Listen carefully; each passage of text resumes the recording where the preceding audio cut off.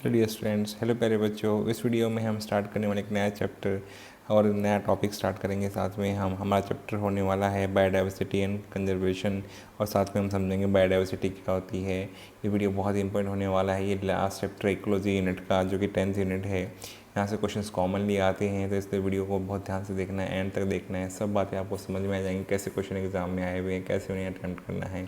My name is Deepak Lath, I am going to explain all this in video.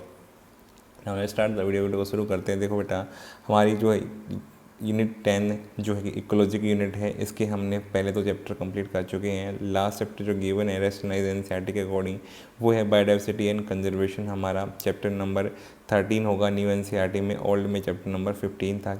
तो यहाँ पे हम बायोडाइवर्सिटी और कंजर्वेशन के बारे में डिस्कस करने वाले हैं। सबसे पहले समझेंगे बायोडाइवर्सिटी क्या है, फिर हम समझेंगे इसे कंजर्वेशन कैसे करते हैं। तो पहले हम बायोडाइवर्सिटी से स्टार्ट करते हैं।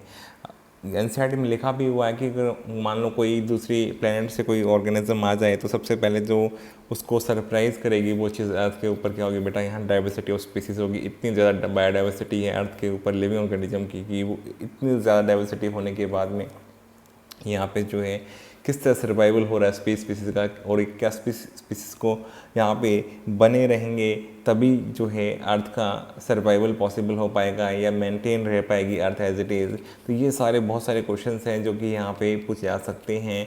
तो क्या सभी स्पीसीज़ की अपनी एक इम्पॉर्टेंस है, यहाँ पे आपको पता भी है कि फूड चेन का पार्ट है। सभी स्पीसीज़ इकोसिस्टम को मेंटेन करने में रोल प्ले करते हैं, और इकोसिस्टम मेंटेन होगा तो हमारा प्लेनेट अर्थ भी मेंटेन होगा।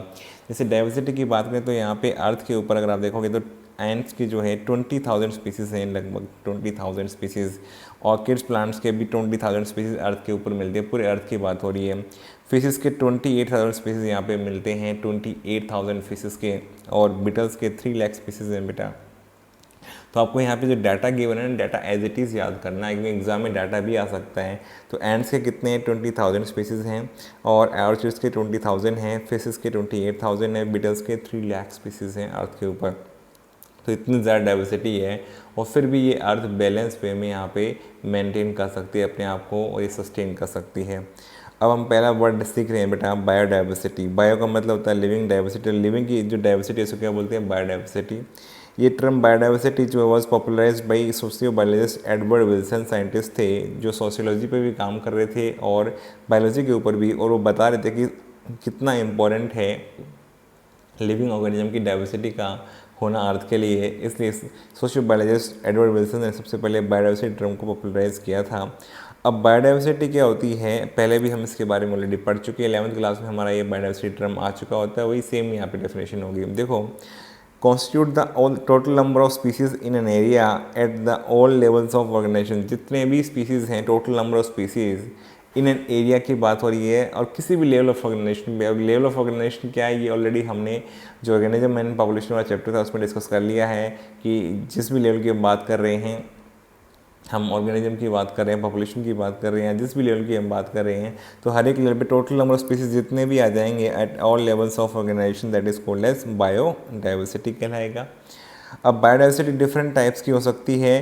बायोडाइवर्सिटी जेनेटिक डिफरेंसेस के कारण हो सकती है, जेनेटिक डाइवर्सिटी बोलेंगे। स्पीसीज़ के बिटवीन डाइवर्सिटी है, उसे बोलेंगे स्पीसीज डाइवर्सिटी। और अगर इकोलॉजिकल डाइवर्सिटी, इकोसिस्टम के कारण यहाँ पे चेंज आने के कारण, जो है वेरिएशन आने के कारण अगर चेंज हो रही है बायोडाइवर्सिटी, तो उसे इकोलॉजिकल बायोडाइवर्सिटी बोलेंगे। Now one by one discuss करेंगे हम टाइप्स ऑफ बायोडाइवर्सिटी को, जिसमें सबसे पहले जेनेटिक डाइवर्सिटी, जो कि इंपॉर्टेंट क्वेश्चन यहाँ से बनता है। वो क्वेश्चन कौन सा है ये मैं आपको बताने वाला हूँ जेनेटिक बायोडाइवर्सिटी में। अब जेनेटिक डाइवर्सिटी क्या है, देखो जेनेटिक डाइवर्सिटी में क्या है, जहाँ पे स्पीसीज तो सेम है लेकिन उसकी जीन्स में डिफरेंस आने से उसके करेक्टर्स में चेंज आ रहा है, इसलिए वो अलग अलग जो है आपको जीन्स के डिफरेंसेस के कारण जो है डाइवर्सिटी दिखाई दे रही है उस स्पीसीज़ में। तो includes the differences in jeans of a species in an area. तो किसी एरिया में वहाँ के स्पीसीज़ की जीन्स में डिफरेंस जो है उसके कारण करेक्टर्स में डिफरेंस आपको दिखाई देगा, तो वहाँ की डाइवर्सिटी ज़्यादा हो जाएगी। तो इसलिए differences in the genes of species in an area is called as genetic diversity, मतलब जीन के लेवल पर डाइवर्सिटी का कंपेरिजन हो रहा है।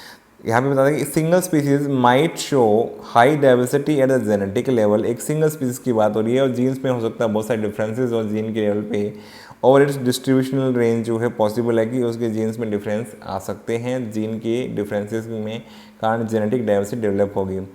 यहाँ पे एग्जाम्पल दिया, ये एग्जाम में आया हुआ है बेटा, ये पूछा गया एग्जाम में। हिमालयन रीजन्स के अंदर मेडिसिनल प्लांट रोल्फिया वोमिटोरिया, रोल्फिया वोमिटोरिया ये मेडिसिनल प्लांट है बेटा, हिमालय के अंदर मिलता है। प्रोड्यूस एक्टिव केमिकल प्रोड्यूस करता है। केमिकल का नाम भी पूछा जा चुका है, रेसरपाइन। केमिकल का नाम क्या है? रेसरपाइन। यहाँ पे क्या होता है, जो अलग अलग जगह पे ग्रो कर रहा है रोल्फिया वोमिटोरिया, इस एक्टिव केमिकल की पोटेंसी, इफ़ेक्टिवनेस और कंसंट्रेशन में चेंज मिलता है प्लांट के अंदर। तो पोटेंसी अलग अलग है और कंसंट्रेशन अलग अलग मिलती है अलग अलग जगह पे हिमालय के ऊपर। अगर आप इसी प्लांट से ऑब्टेन करेंगे इस एक्टिव केमिकल रेसरपाइन को, तो इस केमिकल की पोटेंसी, इफेक्टिवनेस और कंसंट्रेशन में चेंज देखने को मिलता है, क्योंकि जीन में चेंज हो जाता है। जीन में चेंज होने की वजह से सेम प्लांट के सेम स्पीसीज़ के अंदर ही जीन में डिफरेंस होने से एक केमिकल का जो है पोटेंशियल कंसंट्रेशन वेरी करता है। और ये क्यों होता है? क्योंकि ड्यू टू जेनेटिक वेरिएशंस। किस वजह से होता है? जेनेटिक वेरिएशन की वजह से। तो जेनेटिक डाइवर्सिटी का एक बेस्ट एग्जांपल क्या है? Medicinal plant that is Rauvolfia vomitoria. आपको नाम याद रखना है कंप्लीट। रोल्फिया इसका जीनस है, वोमिटोरिया इसका स्पीसीज है, और हिमालयन रेंजेस में मिलता है। कौन सा केमिकल है? रेसरपाइन केमिकल है। और किस चीज़ में वेरी करता है? ये भी पूछा जा चुका है। पोटेंसी और कंसंट्रेशन में वेरिएशन किसकी वजह से? जेनेटिक वेरिएशन की वजह से।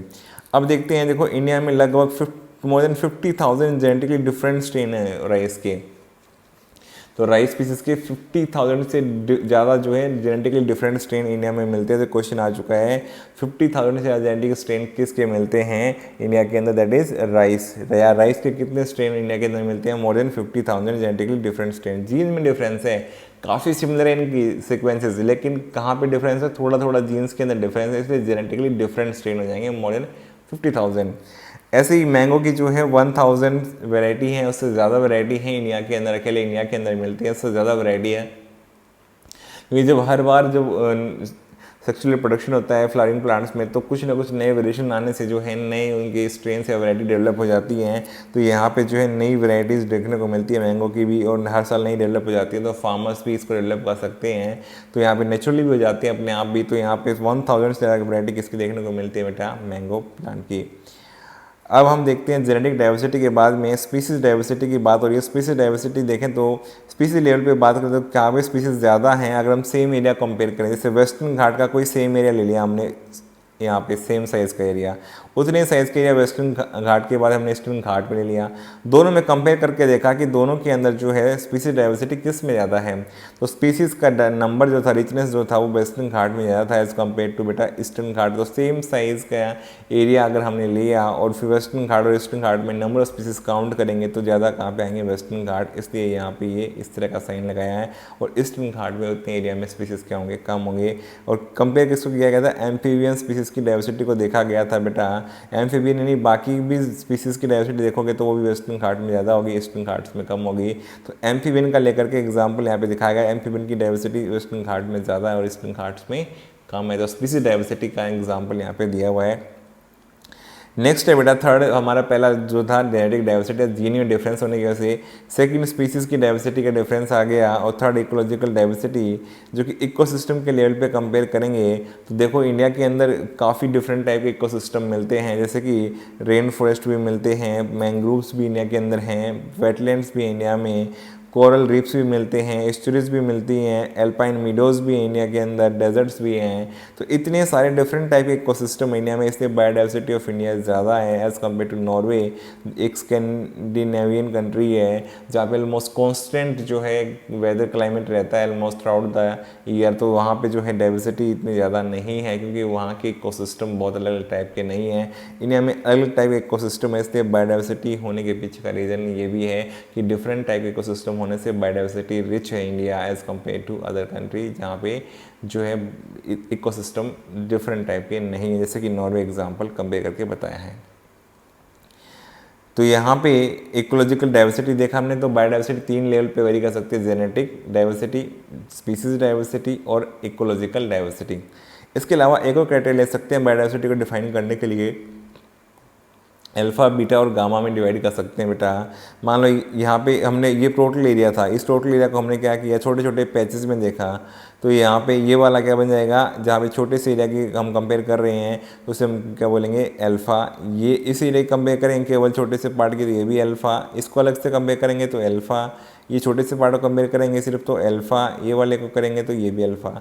लेकिन दो अल्फ़ा का कंपैरिजन करेंगे तो हो सकता है कुछ स्पीसीज यहाँ पे हैं, यहाँ पे नहीं है, कुछ यहाँ पे नहीं है जो यहाँ पे हैं। तो इसलिए अगर दो अल्फ़ा का कंपैरिजन करेंगे या किसी भी दो अल्फ़ा का कंपैरिजन करेंगे तो क्या बन जाएगा बेटा, बीटा।